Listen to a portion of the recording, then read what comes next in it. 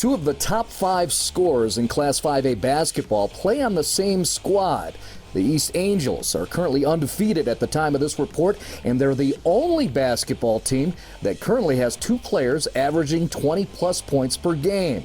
I wanted to know more about Boston Stanton III and Langston Reynolds, why they click, how they're connected. I just feel like he's a cool kid, and on the court, good people they're easier to play with. As the story goes, it was Boston, who's a year older, that pitched a cool kid to come play for the program. Well, as a freshman, I had to decide which high school I want to go to because it was coming down to that day. And you know, Boston came, gave me some good advice about the school and, you know, the history and what it could do for me as a player. He came to Cary School at basketball camp, and I told him he was going to come here, and that's what happened. That networking gesture from one young guy to another said something about the East basketball program.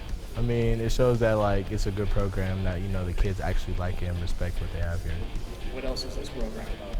Winning and competitiveness. Yep, behind those nice smiles are competitors, on the court and anywhere else, like in the GPA standings. Currently, the junior is at 3.8, while the underclassman is at 3.3. I make sure school's a priority, and I don't like people being better than me at stuff, so. Either way, we're going to compete, but, you know, he kind of got me a little bit. He's the same exact way. Still early, though, right? Yeah, it's still early, yeah. These guys are a little more serious about their community service. It builds up the team chemistry, you know, and I think you have to give back before you actually receive something, you know. If you're only worried about yourself, you're not going to get very far in life. So making sure that you give back to the people who gave to you first and then give a little extra, just always goes a long way. I also learned Stanton and Reynolds fit head coach Rudy Carey's program model called On Code.